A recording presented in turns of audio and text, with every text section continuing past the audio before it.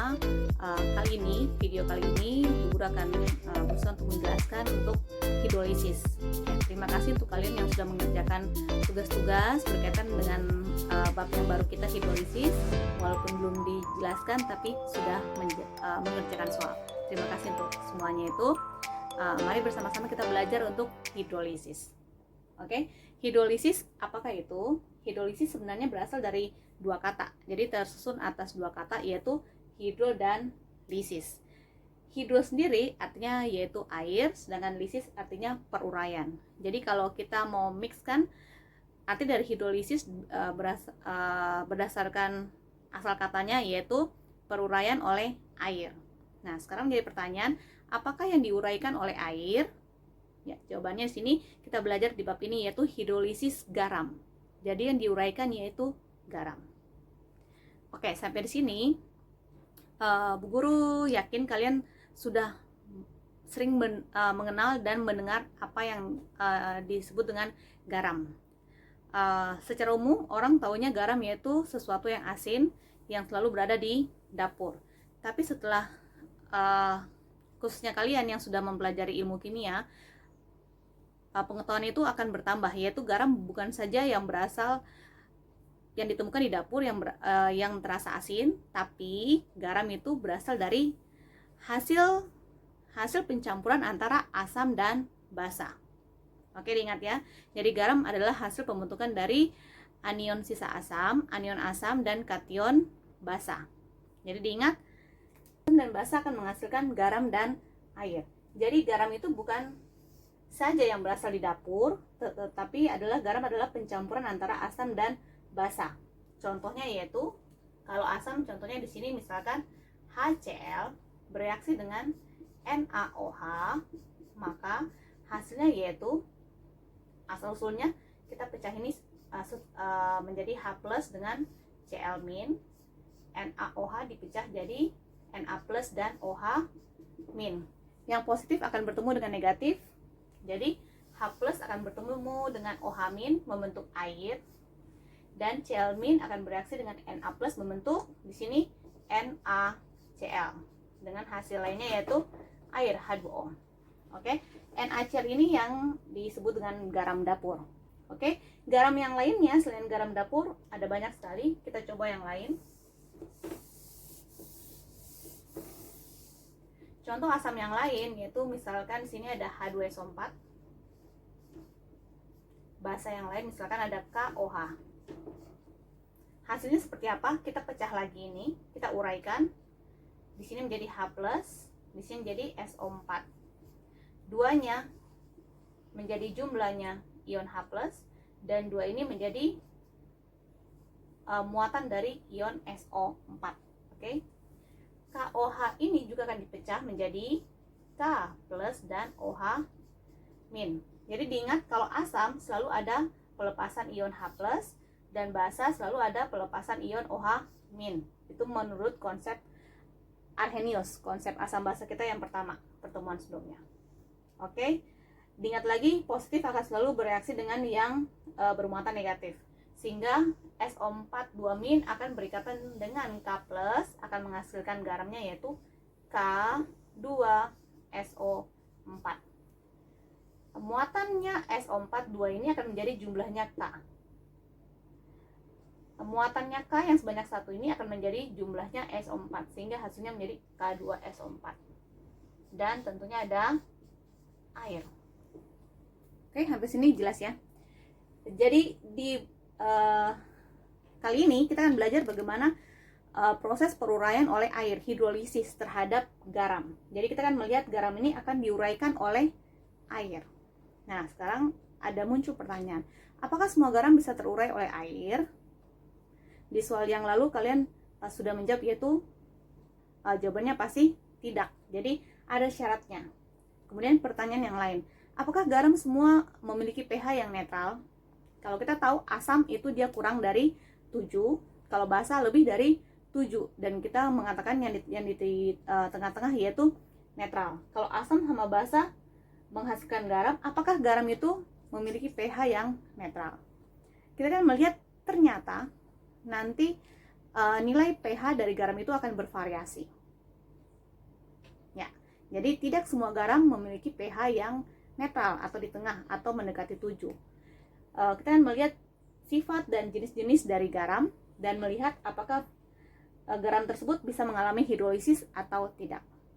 Oke. Ya, sekarang kita akan melihat jenis-jenis garam.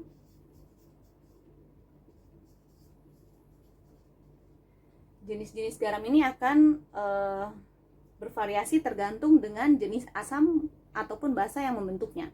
Jadi kita tahu ada asam dan basa, ada yang bersifat lemah dan ada yang bersifat kuat. Kita akan melihat yang pertama, yaitu jenis garam yang terbentuk dari asam kuat dan basa kuat, kemudian asam lemah dan basa kuat, kemudian asam kuat dan basa lemah, kemudian yang keempat ada asam lemah dan basa lemah. Jadi ada 4 jenis garam tergantung dengan jenis asam dan basa pembentuknya, ada 4 yang dihasilkan. Oke, kita akan lihat bersama-sama jenis garam ini apakah terhidrolisis atau tidak, kemudian pH-nya apakah dia termasuk yang asam, garam yang bersifat asam, basa, ataukah netral. Oke, kita akan lihat satu persatu. Sekarang kita masuk ke poin yang pertama, yaitu garam yang terbentuk dari asam kuat dan basa kuat.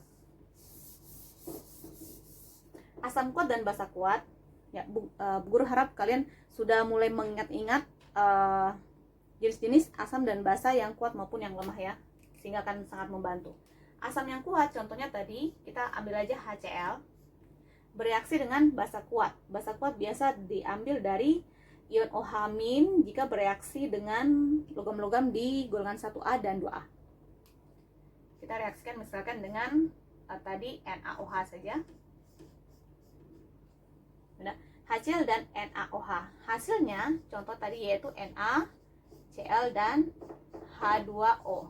Jadi kita fokus kepada garamnya saja di sini, yaitu NaCl, natrium klorida. Oke. Natrium klorida jika dilarutkan ke dalam suatu larutan atau ke dalam air, jadi kita akan melihat NaCl ini apakah terhidrolisis atau tidak. NaCl jika dia dilarutkan ke dalam suatu larutan, maka NaCl itu akan mengalami ionisasi atau terion atau terurai. Terurai seperti apa? Dia akan menjadi ion. NaCl ini akan menjadi Na+ dan Cl-. Oke. Na+ berasal dari basa kuat, Cl- berasal dari asam kuat. Sekarang sifat asam dan basa kuat, jadi dikatakan dia kuat, sifat asam dan basanya itu bisa dilihat dari kekuatan ionisasinya juga. Jadi asam kuat maupun basa kuat itu memiliki ionisasi yang sempurna. Dikatakan sempurna kenapa? Karena asam kuat dan basa kuat sangat mampu secara langsung spontan akan mengalami ionisasi menjadi ion-ionnya. Jadi kalau HCl itu akan langsung mengalami ionisasi menjadi H+ dan Cl-. Kalau direaksikan dia satu arah. Nah, jadi HCl akan menghasilkan H+ dan Cl-. Dilihat di sini tandanya yaitu satu arah, satu tanda panah saja. Artinya dia akan langsung menghasilkan ion H+ dan Cl-. Ini dikatakan dia mengalami ionisasi yang sempurna. Ionisasi sempurna. Dia memiliki sifat asam yang sangat kuat. Sama halnya dengan NaOH. NaOH juga akan mengalami ionisasi menjadi Na+ dan OH-. Oke. Sekarang jika ion Na+ dan Cl- yang berasal dari asam kuat dan basa kuat tadi bertemu, artinya di dalam larutan itu pasti ada pelarutnya yaitu air, H2O. Jika Na+ dan Cl- mengalami pertemuan dengan air, apakah mengalami reaksi peruraian oleh H2O? Ternyata jawabannya tidak. Kenapa? Karena Na+ berasal dari asam basa kuat. Jika dia bereaksi dengan H2O, dia akan langsung terurai lagi. Jadi sifat asam dan basa kuat akan langsung mengalami ionisasi. Jadi dia tidak akan terproses atau diuraikan oleh air itu sendiri. Oke, jadi di sini Na plus tidak akan mengalami reaksi. Oke, karena Na plus dan Cl- berasal dari asam kuat, basa kuat maupun asam kuat, sehingga tidak mengalami reaksi hidrolisis dengan air. Sehingga kalau kita tulis Na plus dengan H2O, di sini tidak ada reaksi yang terjadi. Sama halnya dengan Cl-, jika bereaksi dengan H2O, tidak ada reaksi yang terjadi. Oke, sehingga tidak ada H+, ion H+, atau ion OH- yang dihasilkan, sehingga tidak mempengaruhi sifat dari reaksi penetralan ini. Jadi reaksi asam hama basa kan dikatakan juga dengan reaksi netralisasi atau penetralan. Jadi kita menganggap bahwa garam itu bersifat netral. Tapi karena jenis asam dan basanya itu berbeda, sehingga bisa menghasilkan pH yang berbeda juga. Karena NaCl ini terbentuk dari asam kuat dan basa kuat, sehingga tidak mengalami hidrolisis atau mengalami gangguan atau keterikatan dengan H2O, sehingga NaCl ini boleh dikatakan dia bersifat netral. Oke, jadi garam yang terbentuk dari asam kuat dan basa kuat ini memiliki pH yang sama dengan 7 atau dikatakan dengan netral. Oke, itu poin yang pertama. Sekarang yang kedua. Yang kedua tadi kita katakan asam lemah dengan basa kuat. Asam lemah dengan basa kuat. Kita akan lihat asam lemah contohnya apa? Contohnya misalkan CH3COOH bereaksi dengan tadi lagi NaOH, kita bisa pakai. Udah, garam yang dihasilkan itu berarti ini kalau dipecah, ini berarti CH3COO- dan H+. Di sini kalau dipecah Na+ dan OH-. Oke, direaksikan positif negatif, ini menjadi CH3COONa dan H2O. Oke, garam kita yaitu natrium asetat CH3COONa. Sekarang kita akan melihat apakah natrium asetat ini akan terurai oleh air. Kita akan lihat CH3COONa itu sendiri kalau kita pecah, jadi kalau CH3COONa kalau di dalam satu larutan, di dalam air bertemu sama pelarut, dia akan terurai menjadi CH3COO- dan Na+. Jadi CH3COO- dan Na+. CH3COO- berasal dari asam lemah, Na+ dari basa kuat. Kalau tadi kita tahu bahwa Na+ termasuk dari basa kuat, sehingga dia tidak mengalami reaksi dengan air atau tidak terhidrolisis akibat karena sifatnya yang sangat kuat untuk mengalami ionisasi secara sempurna. Sedangkan CH3COO- ini dia termasuk asam lemah. Reaksinya itu kalau dilihat dia mengalami kesetimbangan. Dia akan mengalami reaksi hidrolisis dengan air, akan terproses, akan berikatan dengan air, terpecah, diuraikan oleh air. Hasilnya apa? H2O itu sendiri kan sebenarnya terbentuk dari H+ dengan OH-, sehingga CH3COO- ini akan berikatan dengan yang positif H+, sehingga menghasilkan CH3COOH. Udah. Dengan apa? Yaitu ada tambahan, yaitu dengan OH-. Ada OH- yang dihasilkan. Oke. Karena ada OH- yang dihasilkan, sehingga apa? Karena ada OH- yang dihasilkan, sehingga garam yang dibentuk dari asam lemah dan basa kuat itu bersifat basa. Jadi ini dia pH-nya lebih dari 7 dan dia bersifat basa. Oleh karena ada ion OH- yang dilepaskan. Oke. Sekarang yang ketiga. Yang ketiga itu asam kuat dan basa lemah.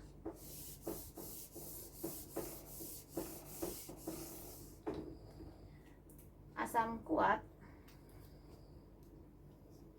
dan basa lemah. Asam kuat kita pakai lagi tadi HCl. Basa lemahnya kita ganti dengan NH4OH. Ya. Asam klorida bereaksi dengan amonium hidroksida. Hasilnya seperti apa? Seperti yang tadi lagi diurai. Jadi ini H+ dengan ini Cl-. Ini diurai jadi NH4+ dan OH-. Sehingga hasilnya berarti sini ketemu jadi NH4Cl dan H2O. Oke, selalu ada air yang dihasilkan. Sekarang kita lagi fokus di garamnya. Garam yaitu amonium klorida. Ini NH4Cl. NH4Cl kalau dia mengalami ionisasi akan menghasilkan NH4+ dan Cl-. Cl- berasal dari asam kuat, sehingga kita katakan tadi Cl- jika bertemu dengan H2O tidak mengalami hidrolisis. Sedangkan NH4+ dia berasal dari basa lemah, dia akan mengalami reaksi peruraian oleh air, yaitu reaksi hidrolisis, menghasilkan NH4OH lagi dan H+.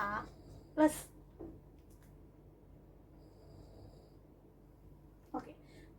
NH4OH dan H+. Di sini ada ion H+ yang dihasilkan. Karena ada ion H+ yang dihasilkan, maka sifat dari garam tersebut yaitu bersifat asam. Ini berarti pH-nya itu kurang dari 7 dan dia bersifat asam. Oke. Ini yang tadi yang ke-3. Sekarang kita masuk ke jenis garam yang ke-4. Yang ke-4 itu asam lemah dengan basa lemah. Asam lemah dan basa lemah. Asam lemah kita ambil lagi yang tadi CH3COOH bereaksi dengan NH4OH.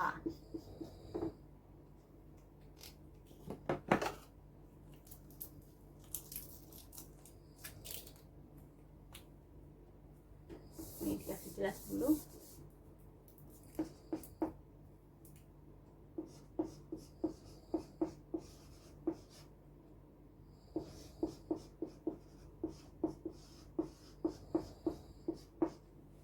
Jelas ya?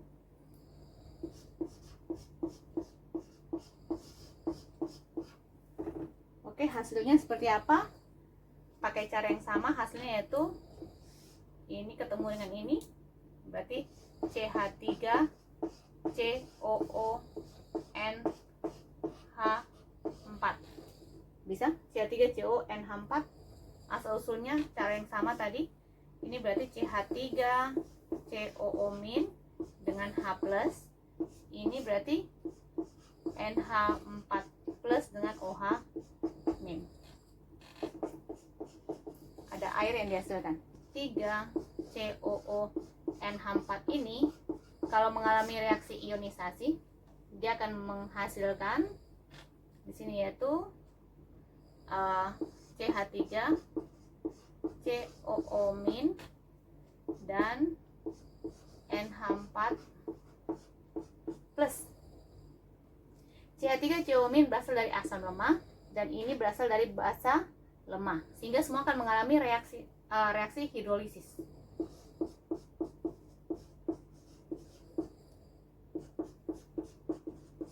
Ini hasilnya yaitu ini reaksinya kesetimbangan. Jadi yang bersifat lemah akan mengalami reaksi kesetimbangan karena dia akan mengalami ionisasi tapi tidak sempurna, hanya sebagian. Ini akan menjadi CH3COOH dan OH-. Yang sini NH4+ dengan H2O akan menghasilkan NH4OH dan H+. Ya, oke. Di sini untuk anion sisa asam dia menghasilkan ion OH-. Ion OH- yang dihasilkan. Untuk kation basa mengalami hidrolisis dan dia menghasilkan ion H+. Kalau menghasilkan ion OH- berarti dia bersifat basa. Kalau menghasilkan ion H+ berarti bersifat asam. Sekarang kalau dia menghasilkan keduanya, apa yang terjadi? Apakah asam atau basa atau netral? Nilainya ini tergantung kepada asam lemah maupun basa lemah memiliki nilai tetapan ionisasi asam maupun tetapan ionisasi basa. Tetapan ionisasi asam itu disebut dengan Ka, diingat lagi. Dan tetapan ionisasi basa disebut dengan Kb. Sehingga kekuatan asam maupun basa dari garam itu tergantung pada nilai Ka maupun nilai Kb. Oke, diulangi. Sifat garam yang terbentuk dari asam lemah sama basa lemah ini, nilai pH-nya itu tergantung pada besarnya Ka maupun Kb. Sehingga dia akan memiliki option sifat.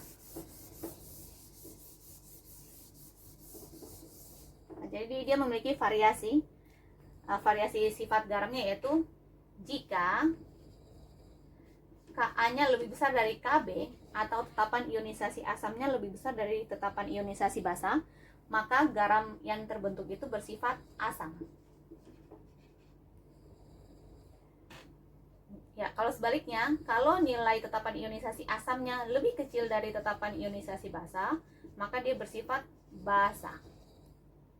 Oke, jika tetapan ionisasi asam itu sama dengan tetapan ionisasi basanya, maka dia bersifat netral. Oke, sampai sini bisa ya. Jadi kita punya 4 jenis garam, tergantung dengan sifat asam dan basa pembentuknya. Yang pertama tadi diingat, asam kuat dan basa kuat ternyata menghasilkan asam kuat dan basa kuat ternyata tidak mengalami hidrolisis, sehingga dikatakan garam yang dihasilkan itu bersifat netral atau pH-nya sama dengan 7. Yang kedua tadi, asam lemah dengan basa kuat mengalami hidrolisis tapi hanya satu komponen saja, yaitu hanya yang berasal dari asam lemahnya. Dan dia memiliki pH-nya yaitu lebih dari 7. Dan dia bersifat basa. Yang ketiga tadi yaitu asam lemah dengan basa kuat. Asam kuat dengan basa lemah memiliki pH itu kurang dari 7 atau bersifat asam. Dan yang terakhir keempat yaitu asam lemah dan basa lemah memiliki pH tergantung pada nilai Ka dan Kb-nya. Oke, di sini untuk mengingatnya, setelah kita tahu tadi keempat itu, mengingatnya itu sangat gampang sekali. Jadi jenis garam tadi yang pertama, asam kuat dengan basa kuat. Asam kuat sama basa kuat itu dia tidak terhidrolisis.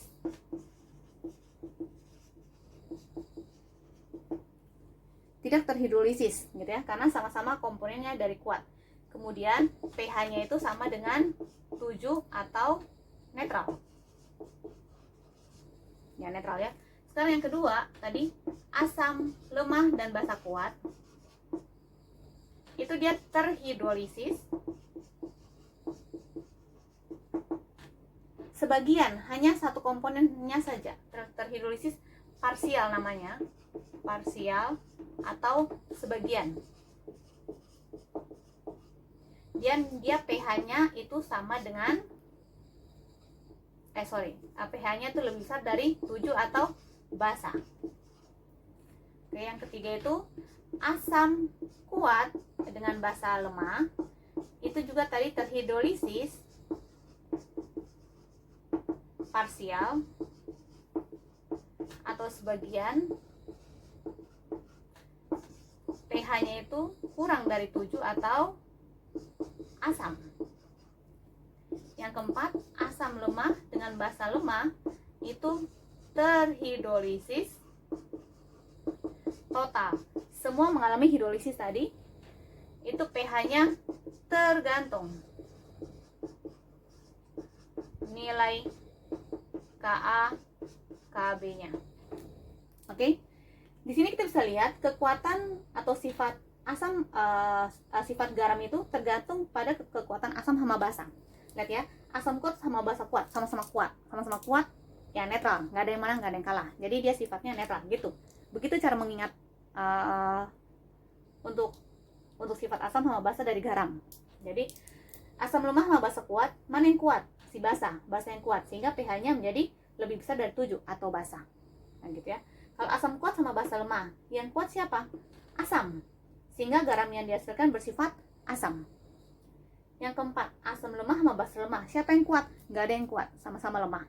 Sehingga nilai pH-nya tergantung pada kekuatan nilai tetapan ionisasinya Ka maupun Kb. Oke, sampai sini bisa? Kita latihan soal. Oke, berikut kita lihat contoh-contoh soalnya ya. Di sini tentukan sifat garam di bawah ini. Ada KCl, Na2S, NH4NO3 dan CH3COOK. Kita akan lihat sifatnya tuh seperti apa, yaitu mengalami hidrolisis atau tidak, kemudian dia bersifat asam atau basa. Oke, yang pertama KCl. Kita kan tahu dulu KCl itu terbentuk dari siapa?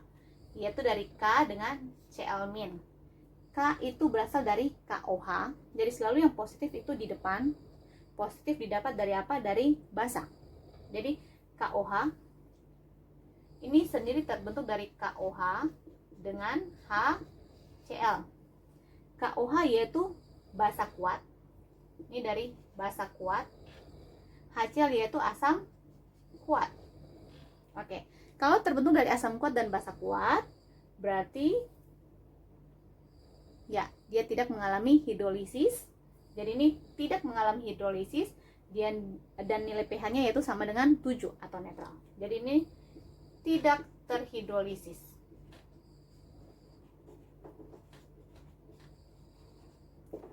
Nah, tidak terhidrolisis dan dia pH-nya sama dengan 7. Oke. Sekarang yang kedua, Na2S. Na2S ini itu terbentuk dari NaOH dengan H2S. NaOH yaitu basa kuat, H2S yaitu asam lemah. Asam sulfida itu asam lemah. Jadi basa kuat ketemu dengan asam lemah, siapa yang kuat? Basa. Karena basa yang kuat, maka dia sifatnya basa. Apakah dia mengalami hidrolisis? Ya. Jadi dilihat ya, yang mengalami hidrolisis yaitu asam maupun basa yang lemah. Jadi kalau ada komponen asam lemah atau komponen basa lemah, maka dia mengalami hidrolisis. Karena dia mengandung asam lemah, maka dia terhidrolisis parsial atau sebagian, dan pH-nya itu dilihat dari kekuatannya. Karena basa yang lebih kuat sifatnya, maka pH-nya yaitu lebih dari 7 atau dia basa. Oke. Yang ketiga, NH4NO3. NH4NO3 didapat dari NH4OH. Jadi dari NH4OH dengan HNO3. NH4OH itu adalah basa yang lemah. HNO3 adalah asam yang kuat. Oke. Ada komponen lemah di sini yaitu si basa, sehingga dia mengalami hidrolisis parsial.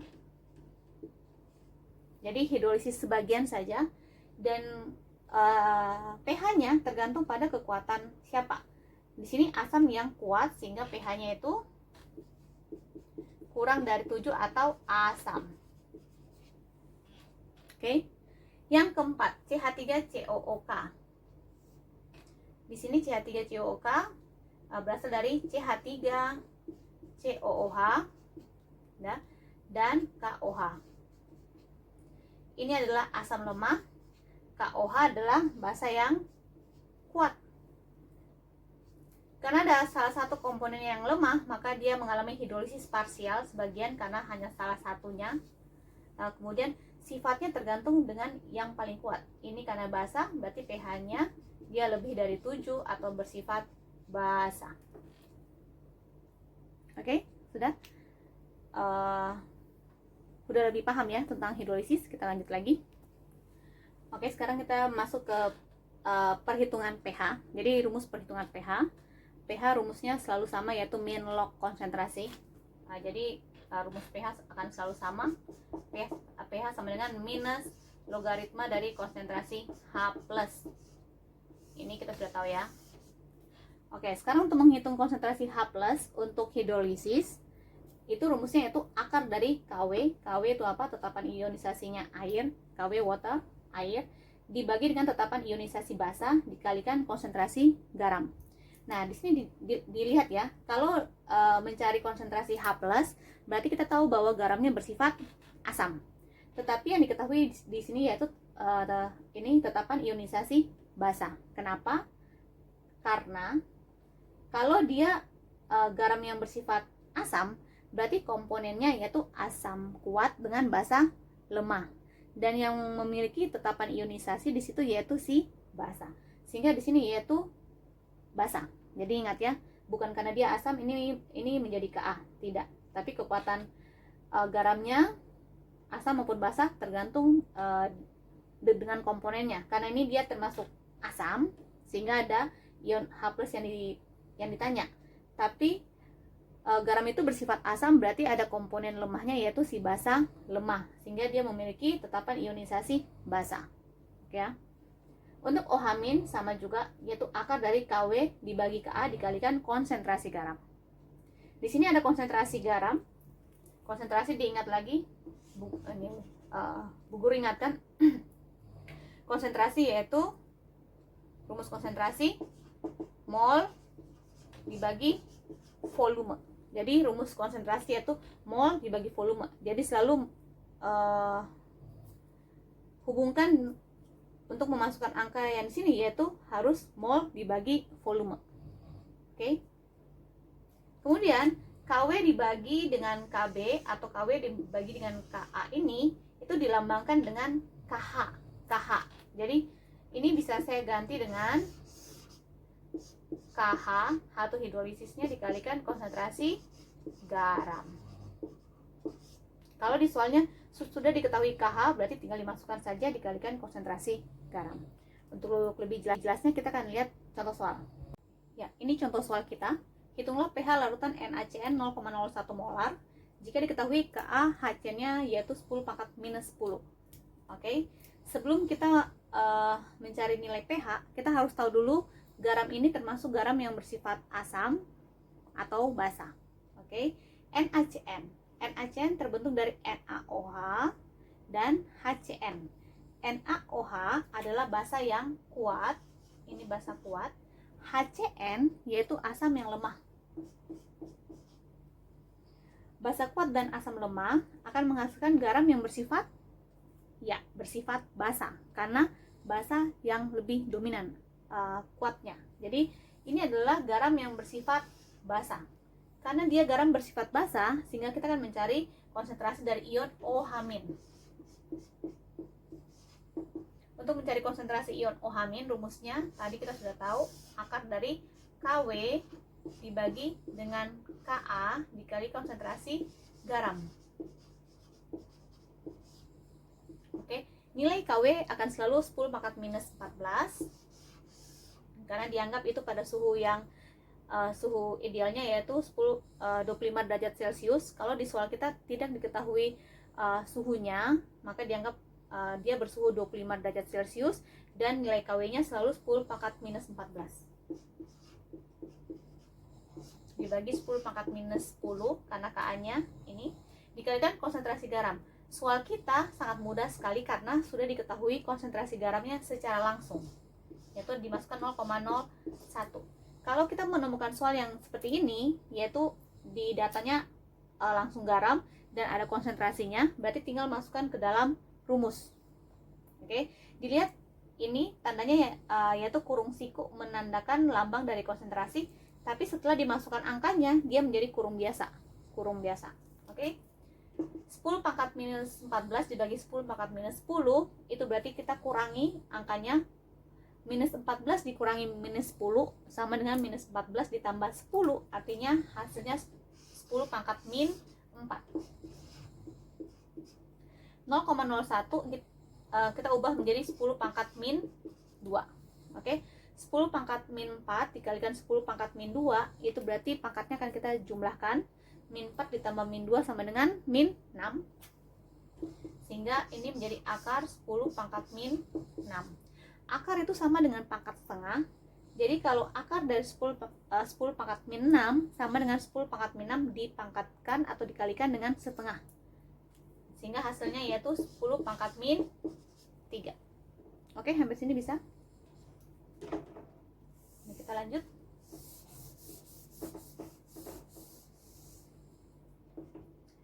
Didapat tadi 10 pangkat minus 3 untuk nilai OH min. Setelah tahu OH min, apa yang harus kita kerjakan yaitu mencari nilai POH. POH, kita ingat rumusnya sama dengan pH, yaitu minus logaritma dari konsentrasi OH min.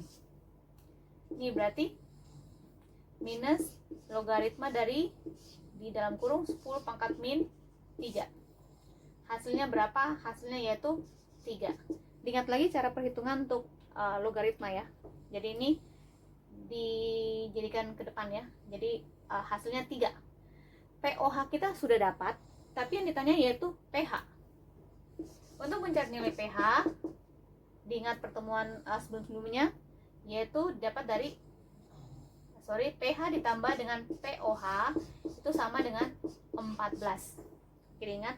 Sehingga untuk mencari pH didapat dari 14 dikurangi POH. 14 dari mana sih? 14 didapat dari PKW, yaitu dari logaritma 10 pangkat minus 14. Ini berarti 14 dikurangi 3, hasilnya yaitu 11. Oke, hasil kita yaitu 11. 11 yaitu angka di atas 7, sehingga memang benar membuktikan bahwa garam ini adalah garam yang bersifat basah. Bisa? Ya, kita akan contoh soal yang kedua, yaitu hitung pH larutan NH42SO4 0,1 molar jika diketahui Kb NH3 yaitu 2 kali 10 pangkat minus 5. Oke, soalnya juga sama, diketahui yaitu hanya garamnya saja langsung, jadi bisa langsung masukkan ke dalam rumus. Tetapi sebelumnya diingat lagi, kita harus tahu garam ini bersifat asam ataupun basa.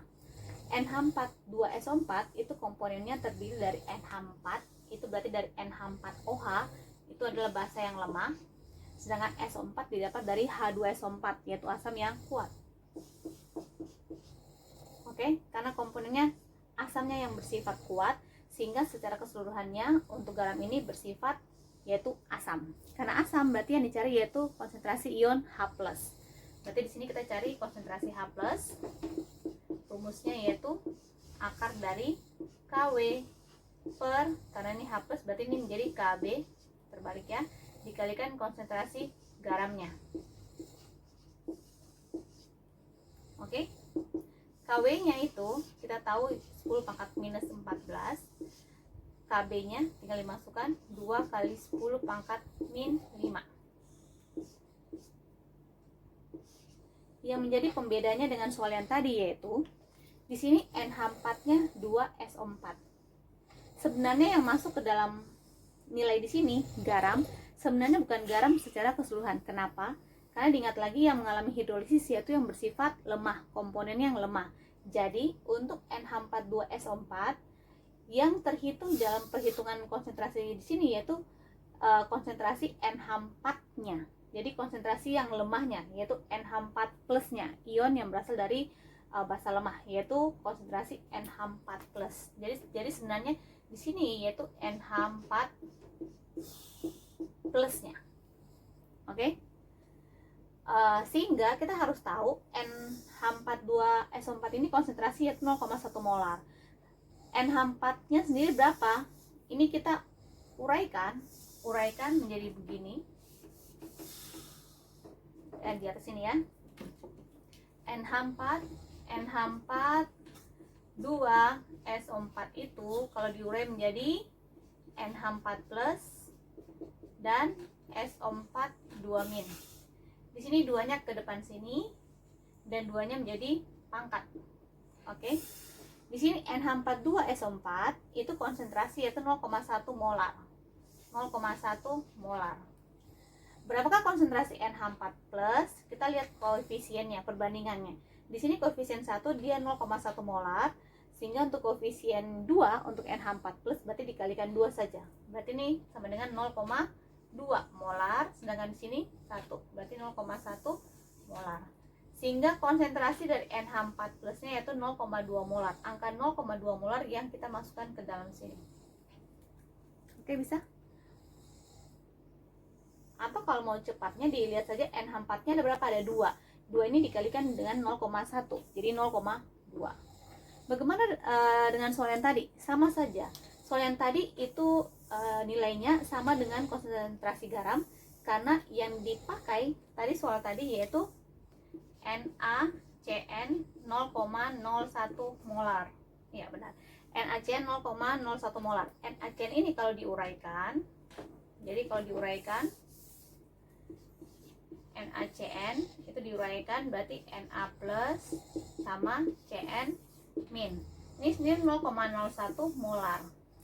Yang menjadi masuk ke dalam hitungan yaitu yang berasal dari lemah. Yang lemah yang mana? Yaitu ini, si Cn minnya sebenarnya. Jadi kita masukkan di sini, ini 0,1 molar. Ini konsentrasi 1 berarti sama, ini juga sama.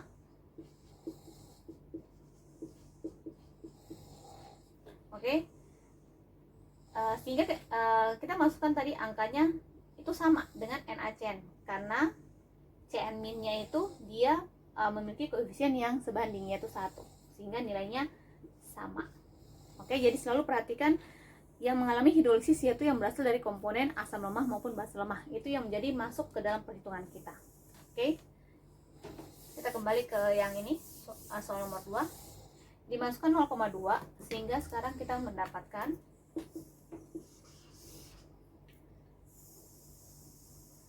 ini, saya buat dulu, dikurangin ya, minus 14 dikurangi minus 5, berarti minus 14 tambah 5 berarti hasilnya minus 9. Oke, ini dibagi 2, ini dijadikan 2 kali 10 pangkat min 1. 2 sama 2 dicoret, 10 pangkat min 9 dikalikan 10 pangkat min 10, 10 pangkat min 1 maksudnya, dijumlahkan menjadi akar dari 10 pangkat min 10. Oke, kembali lagi, akar merupakan pangkat setengah, sehingga akar dari 10 pangkat min 10 sama dengan 10 pangkat min 10 kalikan setengah. Artinya hasilnya 10 pangkat min 5. Oke, konsentrasi H plusnya kita dapatkan 10 pangkat min 5. Setelah itu apa? Kita cari pH-nya. Nah, sini kita tahu yaitu H plusnya tadi bernilai 10 pangkat min 5. Sehingga untuk pH-nya dengan rumus yang sudah kita hafal, ingat selalu yaitu minus logaritma dari konsentrasi H+, masukkan min log. Ingat setelah dimasukkan angka, tandanya berubah dari kurung siku menjadi kurung biasa, 10 pangkat min 5. Hasilnya 5. Oke, pH-nya 5, yaitu pH yang kurang dari 7, dan itu menunjukkan bahwa garam ini bersifat asam. Oke, kita lihat contoh yang berikutnya. Oke, contoh yang lain yaitu hitung pH larutan dari campuran 100 ml CH3COH 0,2 molar dan 100 ml NaOH 0,2 molar jika diketahui harga Ka dari CH3COH-nya sebesar 10 pangkat minus 5. Oke, ini contoh soal yang berbeda dengan contoh soal kita yang 1 dan nomor 2 tadi. Ini contoh soal yaitu terdapat asam asetat dan ada natrium hidroksida sebagai basa. Diingat di konsep penyangga lagi, yaitu jika ditemukan soal asam dan basa, maka harus apa? Direaksikan. Kalau soal yang tadi nomor 1 dan nomor 2 itu langsung diketahui garamnya. Kalau diketahui garamnya berarti tinggal dimasukkan ke dalam soal. Tapi kalau soal kita temukan asam dan basa, berarti kita harus reaksikan dulu. Oke, kita reaksikan, jadi ada kondisi awal, reaksi, dan akhir. Sini Bu Guru buat. Sini CH3COOH ditambah NaOH, hasilnya berarti CH3COONa tambahkan air. Oke, kondisi awal, reaksi, dan akhir atau sisa. Oke, kondisi awal. Ingat angka yang selalu masuk ke dalam sini yaitu dalam satuan mol. Jadi dalam satuan mol ya semua. Awal CH3COH berapa mol? Di sini ada volume, ada konsentrasi. Ingat kembali, konsentrasi didapat dari mol per volume. Untuk mencari mol didapat dari konsentrasi dikalikan volume. Konsentrasi dikalikan volume. 100 dikalikan 0,2 sama dengan coret 20. Berarti di sini 20. Ini 20 milimol. Milimol ya. Oke. NaOH-nya berapa? 100 dikalikan 0,2 sama juga. Berarti 20 milimol. Oke, setelah itu apa yang harus dikerjakan? Ingat lagi kita harus buat mana yang menjadi reaksi pembatas. Jadi sebelumnya kita harus pastikan bahwa reaksi kita dalam keadaan yang setara dulu. Jadi ini reaksinya dia sudah setara ya. Oke, kita lihat mana yang sebagai reaksi pembatas. Ini 20 milimol dibagi 1 karena koefisiennya 1 sama dengan 20. Di sini juga 20 mililiter 20 milimol dibagi dengan 1. Berarti 20 milimol. Karena nilai hasil bagi jumlah mol pada kondisi awal dibagi dengan koefisien setiap reaksi adalah sama, sehingga kedua-duanya bisa membatasi reaksi ini berlangsung. Artinya apa? Semua akan mengalami reaksi secara keseluruhan, tidak bersisa, 0. Ini menjadi 20 milimol. Ini juga 20 milimol. Ini kondisi awalnya nggak ada. Di sini untuk garamnya, ini garam kita. Berapa milimol? Lihat perbandingan koefisien 1 banding 1 banding 1. Kalau perbandingannya sama, berarti angka jumlah molnya juga sama. Berarti di sini yaitu 20 milimol. Di sini juga 20 milimol. Oke, di sebelah kanan adalah hasil penjumlahan, berarti ini juga 20 milimol. Oke, ini ciri khas reaksi dari hidrolisis. Kita ingat kalau reaksi penyangga, kalau ada reaksi antara asam sama basa, selalu yang lemah, asam lemah maupun basa lemah harus bersisa. Jadi di sebelah kiri harus ada yang sisa, dan yang sisanya harus yang lemah, atau dikatakan asam atau basa lemah yang berlebih. Ingat ya, itu untuk penyangga. Jadi ciri khasnya di sebelah kirinya harus ada yang sisa, dan yang sisa itu harus yang lemah. Contohnya misalkan CH3COH yang sisa di sini, itu berarti ciri khasnya reaksi dari penyangga. Tapi untuk hidrolisis, yaitu reaksinya akan habis semuanya, yang tersisa apa? Yaitu garam dan airnya saja. Ini ciri khas reaksi hidrolisis.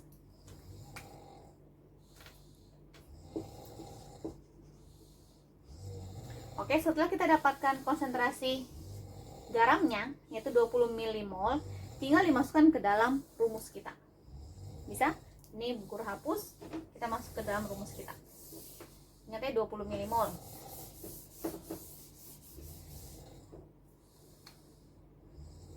Dia asam atau basa? Ini asam lemah, ini basa kuat. Yang kuat adalah basa, berarti dia bersifat basa. Berarti kita masuk ke rumus OH-. OH- sama dengan konsentrasi KW per Ka dikalikan konsentrasi garamnya. Konsentrasi garamnya.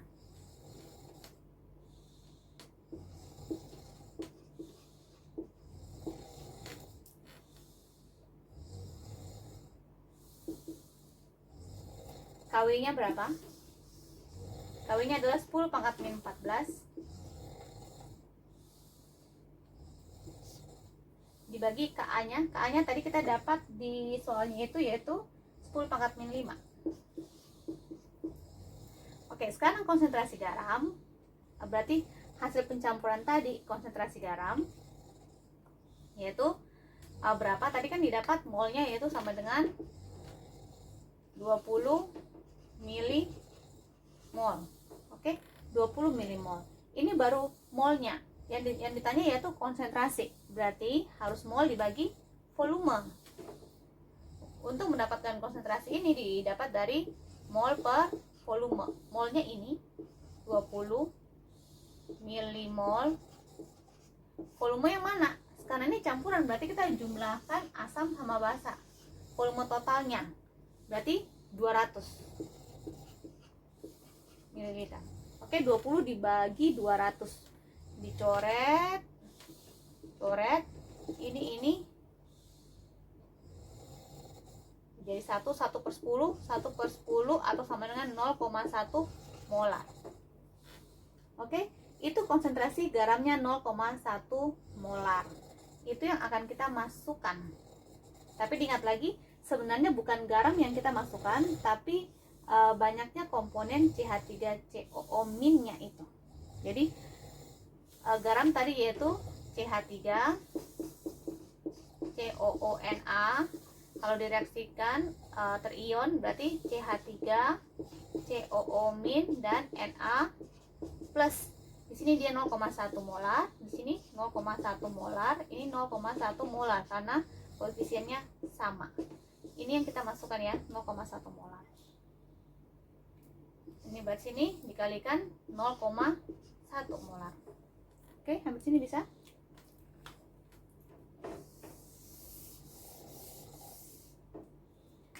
Sama dengan ini 10 pangkat min 9 dikalikan 10 pangkat min 1. Ini berarti 10 pangkat min 9 dikalikan 10 pangkat min 1. Ini diubah 10 pangkat min 1. Hasilnya sama dengan akar dari 10 pangkat min 10. Berarti hasilnya yaitu 10 pangkat min 5. Oke, itu baru OH min. Setelah itu apa? Cari POH. Kita sudah tahu OH minnya 10 pangkat min 5. Sekarang cari POH.